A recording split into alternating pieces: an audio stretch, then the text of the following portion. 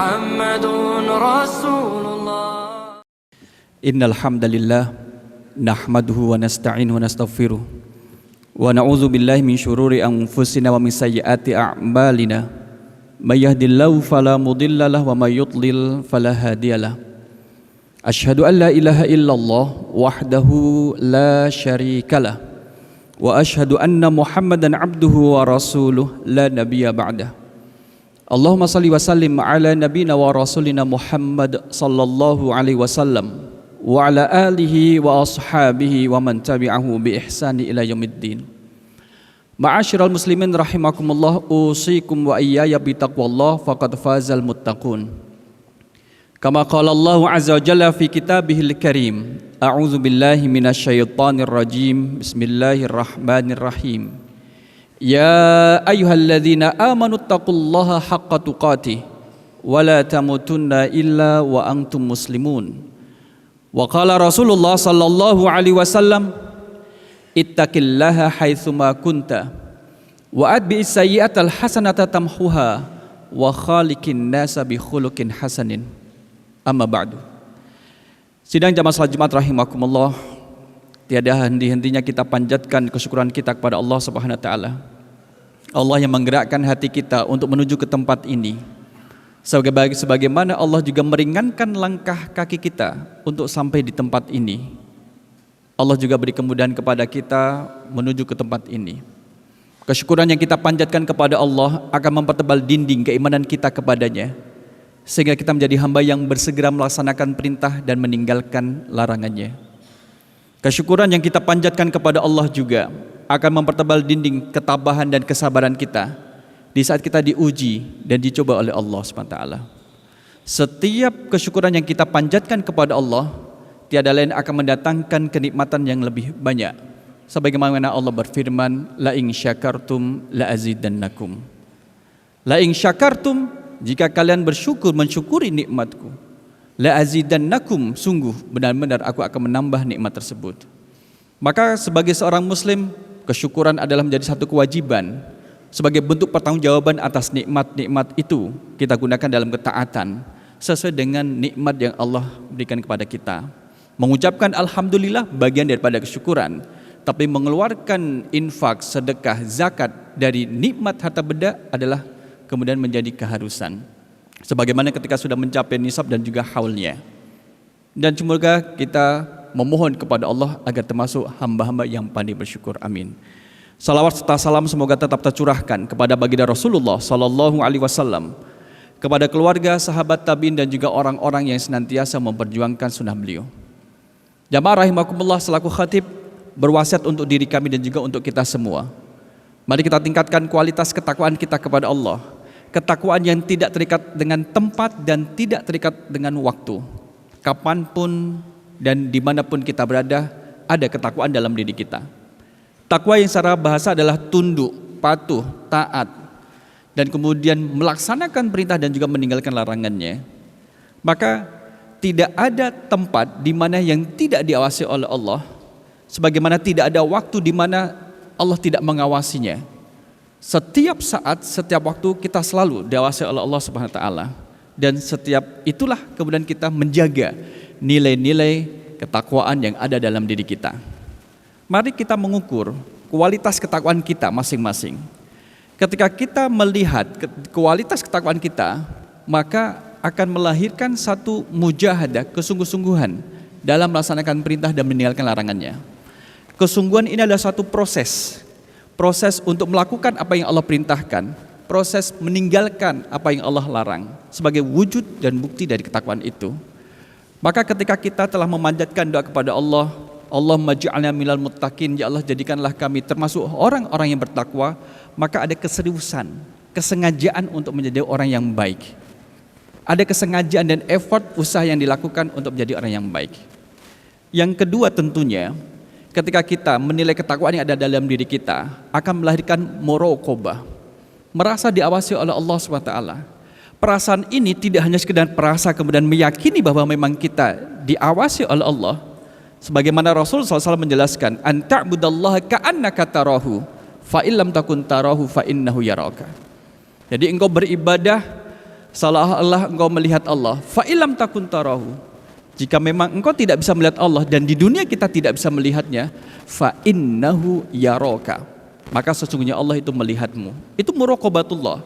Jadi dengan muraqabatullah, merasa diawasi Allah, itu menghentikan langkah kaki kita dalam ketergelinciran untuk melakukan kemaksiatan. Dengan merasa diawasi oleh Allah ini menguatkan langkah kaki kita untuk terus melakukan ketaatan. Yang ketiga adalah muhasabah. Buah daripada ketakwaan yang ada dalam diri kita adalah adanya muhasabah. Kita tidak merasa cukup dengan satu kebaikan yang kita lakukan. Jazaul hasanati hasanatu ba'daha. Balasan dari satu kebaikan adalah melahirkan kebaikan yang lain setelahnya dan terus menerus kebaikan itu. Muhasabah ini, introspeksi diri ini menjadikan kita tahu di manakah posisi kita. Apakah kita sedang berproses dalam kebaikan atau justru kita jauh dari kebaikan. Nah, ketika kita mendapatkan status kita baik dan tidaknya, maka kita mengetahui sisi mana yang harus dipertahankan dan ditingkatkan kebaikannya, dan pada posisi seperti apa kita harus memperbaikinya. Perilaku kita yang mana yang harus kita perbaiki. Inilah wasiat takwa dan semoga kita termasuk hamba yang bertakwa. Amin. Jamaah salat Jumat rahimakumullah, sebentar lagi kita akan memasuki bulan baru, bulan Muharram. Adalah bulan pertama di kalender Hijriah. Ada peristiwa yang kemudian menjadi pelajaran bagi kita semua. Bagaimana kemudian pada bulan Muharram ini menjadi awal dari tahun baru Islam, kemudian kita diingatkan dengan tahun baru Hijriah dengan hijrahnya Rasul sallallahu alaihi wasallam dari Makkah ke Madinah. Banyak pelajaran yang bisa kita petik bahwa hijrah itu kemudian ada macam-macamnya. Ada kalanya kita melaksanakan hijrah, kategorinya adalah hijrah makani. Berpindah dari satu tempat ke tempat yang lain. Meninggalkan tempat yang tidak kondusif untuk melaksanakan tugas sebagai seorang muslim, penghambaan sebagai seorang muslim kepada Allah ataupun kepada sekitarnya. Jika mendapatkan kendala, maka pindahlah kepada tempat yang lain. Sebagaimana ketika kita tidak bisa merubah arah mata angin, maka kita bisa merubah posisi sayap kita untuk sampai pada tujuan yang diinginkan. Kita menjadi satu pendatang di satu daerah, satu lingkungan. Kita menemukan hal yang tidak baik, kita sampaikan ketidakbaikan itu dan kemudian kita memberikan keteladanan di sana. Bagaimana kemudian yang merasa memiliki wilayah tidak mau berubah, akhirnya kita harus berpindah. Itulah hijrah makani. Kaum muslimin yang dirahmati oleh Allah, sebagai mahasiswa misalkan mendapatkan satu tempat tinggal sepertinya kok kurang kondusif untuk beribadah, maka dia boleh mencari tempat tinggal yang lain yang lebih mendukung dan kondusif dalam beribadahnya. Itu adalah hijrah makani. Yang kedua ada hijratul amal. Hijrah amal ini adalah orang yang merubah amal perbuatannya, merubah perilakunya dari yang tidak baik menjadi baik, dari yang baik menjadi lebih baik. Dan memang ketika harus berproses, kita harus berubah menuju arah yang lebih baik. Perubahan inilah menjadi satu keniscayaan, hatmiyah, kebutuhan dalam kehidupan kita. Kita tidak menjadi orang yang stagnan, tapi berubah. Dalam artian adalah menuju ke arah yang positif. Sebagaimana kemudian sejak bangun tidur kita sudah mengikrarkan diri dalam doa bangun tidur, alhamdulillahilladzi ahyana ba'da ma amatana wa ilaihin nusyur. Segala puji bagi Allah, alladzi ahyana ba'da ma amatana, yang telah menghidupkan kita setelah mematikan kita, wa ilaihin nusyur, dan kepada Allah lah kita akan dikumpulkan. Maka proses hijrahnya kita adalah amalan yang nantinya akan meringankan hisab kita di akhirat nantinya. Maka kemudian kita harus sadar bahwa hijrah adalah perubahan yang nantinya meringankan hisab kita di saat kita dikumpulkan oleh Allah Subhanahu wa taala. Maka buah dari evaluasi muhasabahnya kita adalah mengetahui maka omongan kita yang mana yang harus kita tinggalkan karena itu menyakiti orang lain. Kemudian sikap kita yang mana yang harus kita tinggalkan karena itu kemudian meninggalkan luka pada mitra bicara kita atau rekan kita. Makan minum di mana dan apa yang harus kita tinggalkan, karena itu kemudian bertentangan dengan konsep makan halal lagi baik dalam Islam. Inilah hijrah amal. Ada juga kemudian yang ketiga adalah hijratun niyah. Hijratun niyah adalah orang yang berniat meninggalkan niat yang buruk kepada niat yang baik. Niat adalah al-qasdu, an-niyatu al-qasdu. Karena setiap kita akan mendapatkan balasan dari apa yang kita niatkan.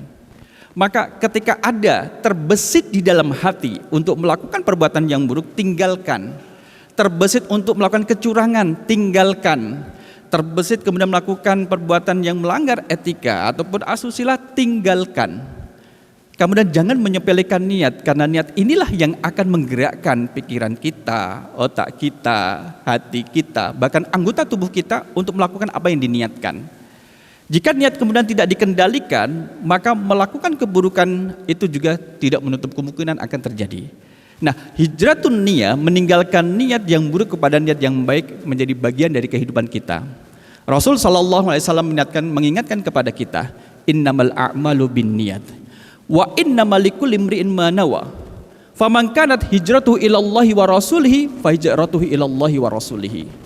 Wa man kanat hijratuhu lidunya yusibuha aw imra'atin yankihuha fa hijratuhu ila ma hajar ilaihi.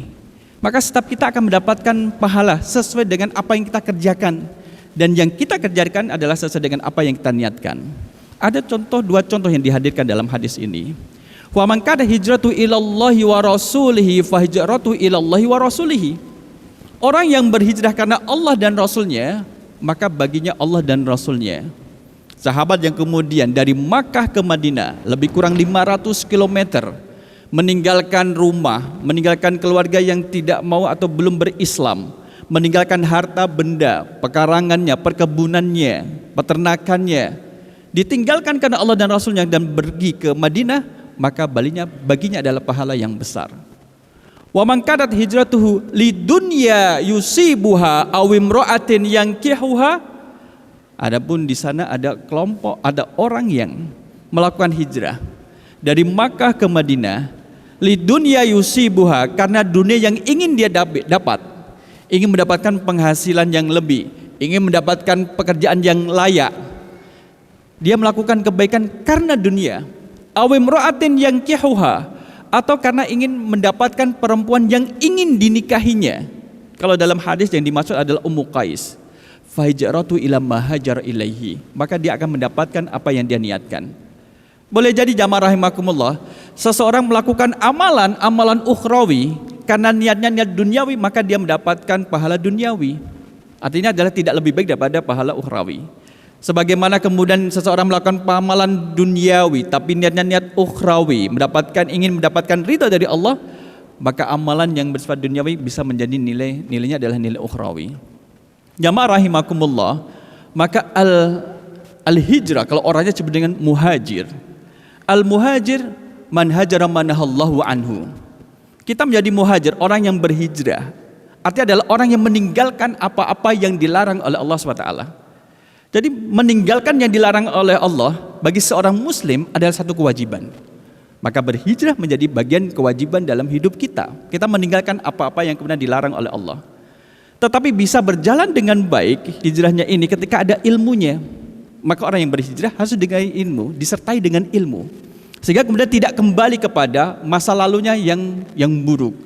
Ketika hijrahnya disertai dengan ilmu, kemudian disertai dengan teman yang baik yang berada di sekitarnya, dan juga didukung oleh lingkungannya, dan juga kemudian terus berproses untuk belajar, maka bisa mendapatkan apa yang Allah janjikan, yaitu pahala dari Allah Subhanahu wa taala. Jamaah rahimakumullah, tetapi kemudian orang yang berhijrah ada tantangannya. Yang namanya setan itu alladzi yuwaswisu fi sudurin nas minal jinnati wan nas, sangat tidak suka melihat orang yang melakukan kebaikan.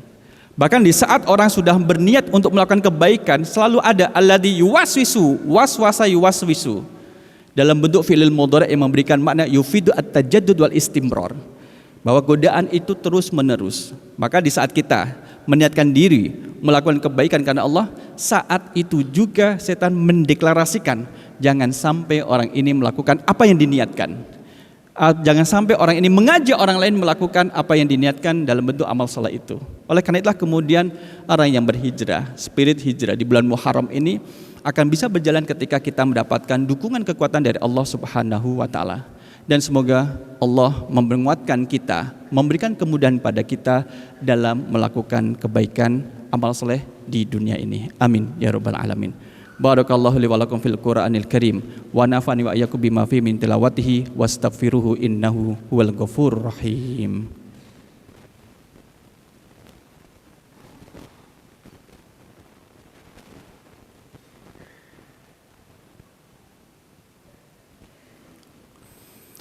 Alhamdulillah alladzi bi ni'matihi tatimmus shalihat.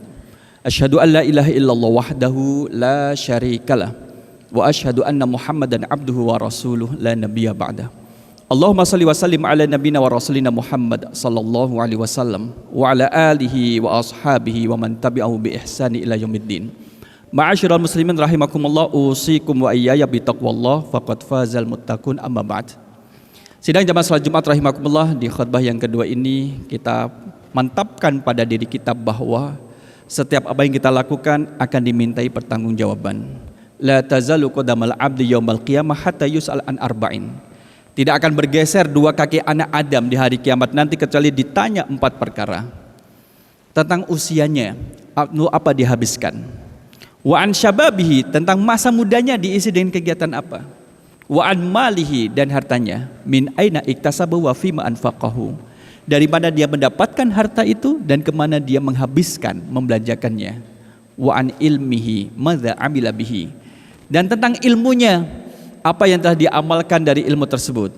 Maka pada siang kali ini kita mendapatkan satu ilmu yang kemudian merefresh kita bahwa sudah menjadi hatmiyatun nas, hatmiyatul muslim.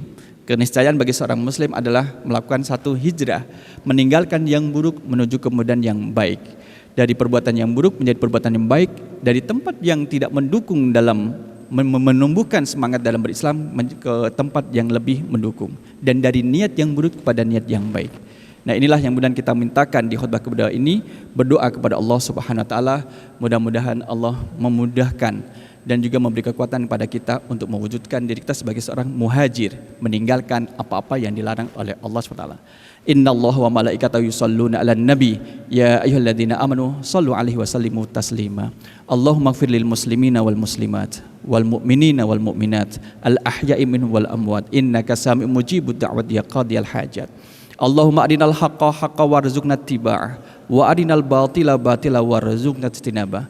Allahumma inna nas'alukal jannah wa ma yuqarribu ilaiha min qaulin wa fi'lin. Allahumma inna na'udzubika minan nar wa ma yuqarribu ilaiha min qaulin wa fi'lin. Rabbana hab lana min azwajina wa dzurriyyatina qurrata a'yun waj'alna lil muttaqina imama. Allahumma ighfir lana wa li walidina warhamhum kama rabbana shighara. Rabbana atina fid dunya hasanah wa fil akhirati hasanah wa qina adzabannar. Wa sallallahu ala nabiyyina Muhammad wa ala alihi wa sahbihi wasallim. Subhanaka rabbika rabbil izzati amma yasifun wa salamun alal mursalin walhamdulillahi rabbil alamin. Aqimus shalah. La ilaha illallah Muhammadun Rasulullah.